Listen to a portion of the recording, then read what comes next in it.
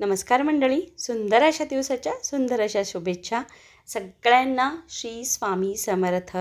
स्वामी समर्थ महाराजांच्या आशीर्वादाने येणारा प्रत्येक क्षण तुमच्या आयुष्यात आनंद आणि चांगलं आरोग्य घेऊन येवोत हीच महाराजांच्या चरणी प्रार्थना करूयात आणि आजचा व्हिडिओ सुरुवात करूया.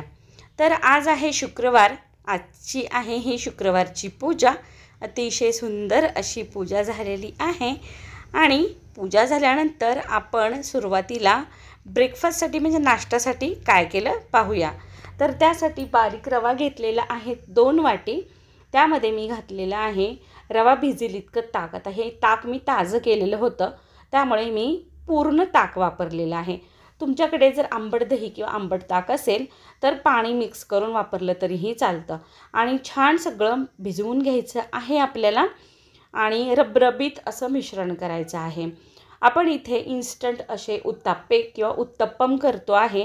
सतत पोहे किंवा उपीट खाऊन कंटाळा येतो आणि इडलीचं वगैरे बॅटर आपल्याकडे जेव्हा भिजवलेलं नसतं त्यावेळी ना हा एकदम हेल्दी असा ऑप्शन आहे नाश्त्यासाठी. छान सगळं मिक्स करायचं आहे. आपण त्यामध्ये चवीनुसार मीठ देखील घातलेलं आहे त्यामुळे चव छान येते मिश्रणाला. आणि रबरबीत मिक्स केल्यानंतर आपण 10 मिनिटे झाकून ठेवणार आहोत. आपलं पीठ छान भिजते तोपर्यंत आपण 2 मीडियम साईजचे कांदे पातळ म्हणजे बारीक चिरून घेतलेले आहेत. नंतर एक मोठं टोमॅटो ते देखील चिरलेलं आहे. हिरवी मिरची आणि कोथिंबीर देखील बारीक चिरून घेतलेली आहे. कोथिंबीर सोडून सर्व साहित्य एकत्र केलेलं आहे. मी थोडीशी कोथिंबीर घातली, बाकीची कोथिंबीर आपण उत्ताप्पे घातल्यानंतर शेवटी घालणार आहोत. सर्व साहित्य एकत्र केल्यानंतर त्यामध्ये चवीनुसार मीठ घालायचं आहे आणि छान सगळं मिक्स करून घ्यायचं आहे.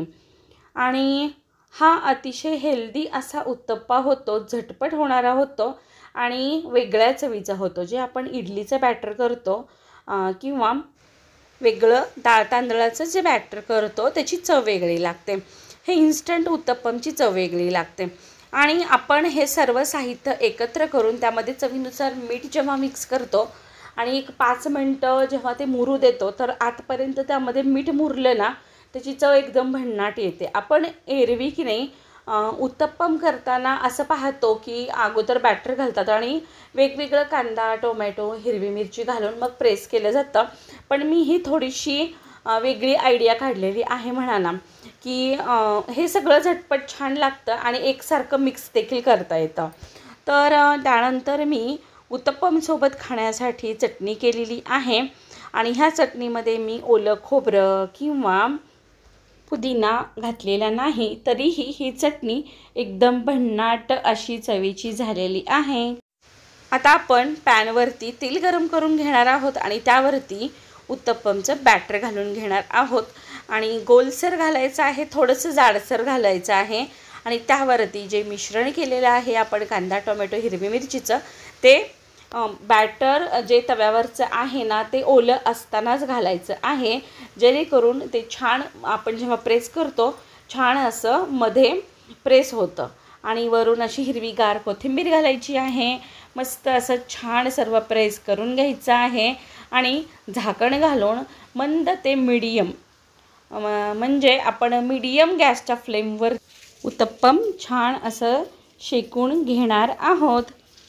5 मिनिटांनी एकदा चेक करणार आहोत आणि ह्यावेळी आपण इथे 1 चमचा साजूक तूप घालणार आहोत. ह्यामुळे चव एकदम द्विगुणित होते आपल्या उत्तप्पमची साजूक तुपामुळे बरं का. तुम्ही आत्तापर्यंत जरी केलं नसेल तर एकदा नक्की करून बघा. साजूक तूप वरून घातल्यानंतर उत्तप्पमची चव एकदम भन्नाट लागते. आणि छान असं उलटून घेणार आहोत आणि परत एकदा उलटलेल्या बाजूने देखील आपण भाजून घेणार आहोत. हा आपला उत्तप्पम तयार आहे आणि सोबत आपली हिरवीगार अशी कोथिंबीरीची चटणी वेगळ्या चवीची.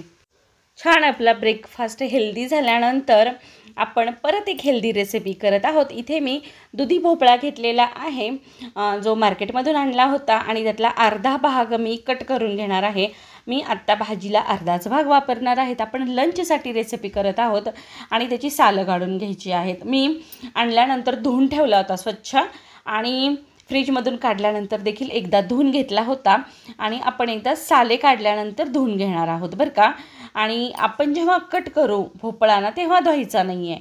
जेव्हा सालं काढतो थोडंसं चिकटपणा वाटतो आपल्याला, त्याच्या जे चिक निघतो ना, म्हणजे असं चिकासारखं निघतं भोपळ्याला त्याचा. आणि सालं काढल्यानंतर धुवून घेऊन परत आपल्याला हव्या त्या आकारामध्ये आपण कट करायचा आहे. मी थोडीशी मीडियम आकारामध्ये भोपळा कट करणार आहे. सर्व भोपळा मस्त असा कट करून घ्यायचा आहे. ही रेसिपी अगदी इन्स्टंट होते आणि वेगळ्या चवीची लागते आणि त्याचसोबत की नाही अगदी पौष्टिक देखील आहे बरं का ही रेसिपी.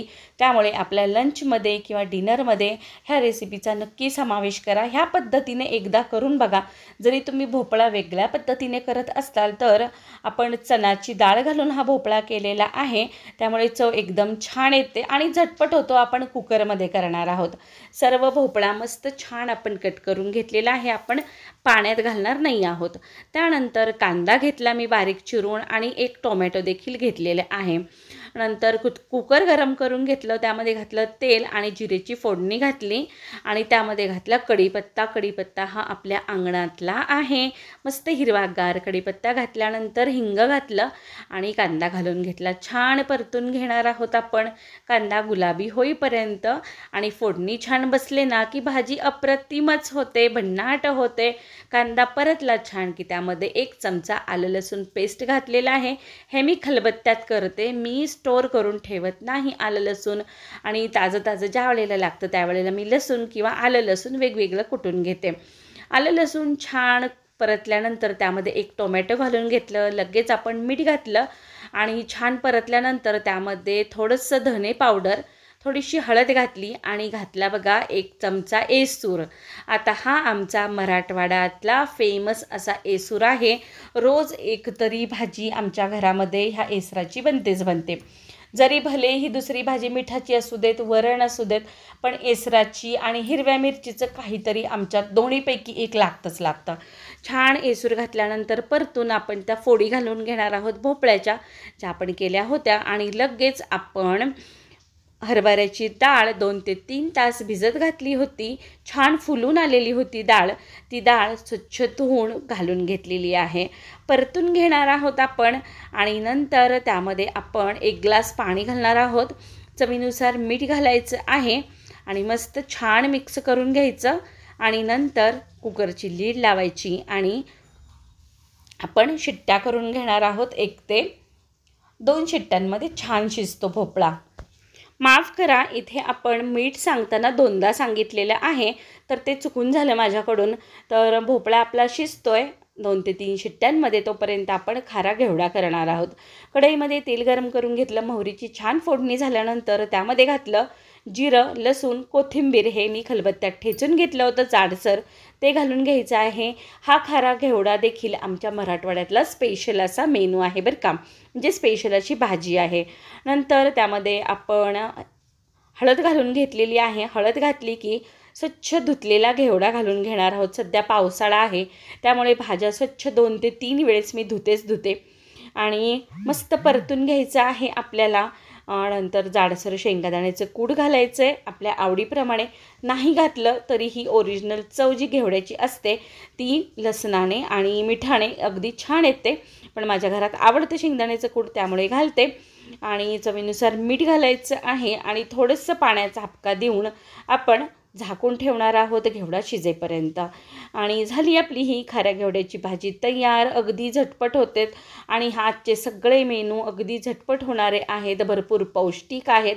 त्यामुळे नक्की ट्राय करून बघा. अगदी भन्नाट होतात हे मेनू बरं का. आणि शिजल्यानंतर आपला घेवडा असा दिसतो. सगळं पाणी मी आटवून घेतलं आहे. मस्त हा घेवडा शिजलेला आहे आणि कुकरचं देखील झाकण घालून काढून घेतलेलं आहे मी. जे आपण भोपळा शिजत ठेवला होता तुम्ही पाहताल. अगदी डाळ छान शिजली. हिरवीगार कोथिंबीर घालायची छान. आपण नैवेद्याचं ताट भरून घेऊयात. मस्त असा भोपळा आहे आणि छान असा शिजला आहे. डाळ पण छान शिजली कारण भिजलेली डाळ आहे. नंतर खारा घेवडा आहे, त्याच्यासोबत भात देखील आहे. प्लेटिंग करताना थोडंसं माझ्याकडून पडलेली होती शेंग, ती पटकन काढून घेतली आणि नंतर आज ताक पण केलं होतं ताजं. आपण ताकातलाच उत्तप्पम केला होता.